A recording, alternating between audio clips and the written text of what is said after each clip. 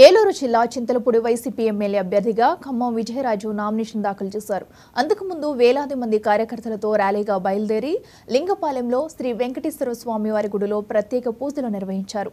అనంతరం బైక్ ట్రాక్టర్లతో భారీ ర్యాలీగా ఆర్డీఓ కార్యాలయానికి చేరుకుని రిటర్నింగ్ అధికారికి నామినేషన్ పత్రాలను అందించారు.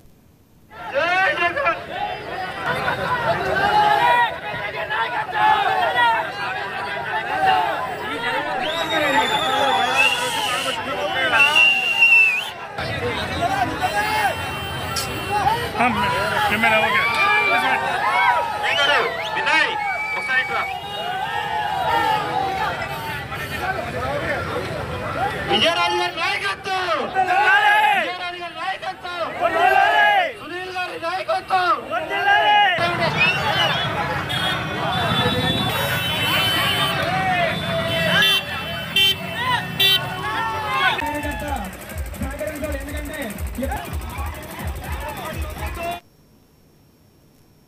పార్వతీపురం మన్యం జిల్లా కురుపం నియోజకవర్గంలో కూటమి అభ్యర్థులు ఎన్నికల ప్రచారం ఘనంగా నిర్వహించారు. ఈ ప్రచారంలో ఎంపీ అభ్యర్థి కొత్తపల్లి గీత పాల్గొన్నారు. ఈ సందర్భంగా ఆమె మాట్లాడుతూ వైసీపీ ప్రభుత్వాన్ని గద్దె దించాలని పిలుపునిచ్చారు. ఈ ఎన్నికల్లో కూటమి విజయం సాధించడం ఖాయమని, ప్రభుత్వాన్ని ఏర్పాటు చేసేది కూటమి అని తెలిపారు.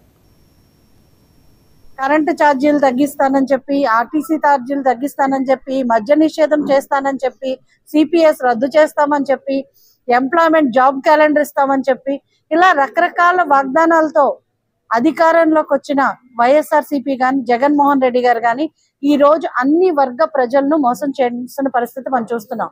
ఇన్ఫాక్ట్ చెప్పాలంటే ఒక వర్గం మేము చాలా హ్యాపీగా ఉన్నాము అని చెప్పే పరిస్థితి కనిపించట్లేదు. మనం ఈ రోజు అక్కడ మన గరుగుబిల్లి గిచ్చబ దగ్గర మనం చేసుకున్న సభలో చూస్తే చాలా మంది వృద్ధులు వచ్చి వాళ్ళ పెన్షన్స్ తీసివేశారని చెప్పి వారు చాలా ఆందోళన వ్యక్తపరచడం జరిగింది. ఈ రోజు అంటే ఒక్క వర్గం ప్రజలు అట్లీస్ట్ ఎస్సీ ఎస్టీల మీద ఎన్నో అట్రాసిటీస్ జరిగినాయి.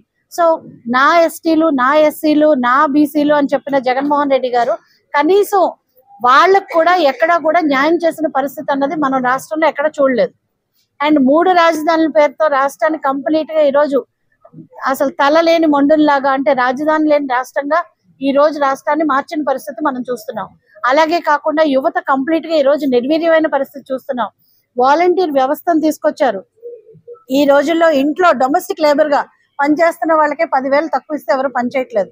అలాంటిది ఒక గ్రాడ్యుయేట్ చదివిన ఒక పర్సన్ తీసుకొచ్చి 5,000 రూపాయలు జీతం ఇచ్చి పొద్దు నుంచి రాత్రి వరకు డిఫరెంట్ సర్వేస్ అని అదని ఇదని వాడుకొని ఈ రోజు వాళ్ళ శ్రమదానానికి కూడా ఈ రోజు జగన్మోహన్ రెడ్డి గారు చేశారు.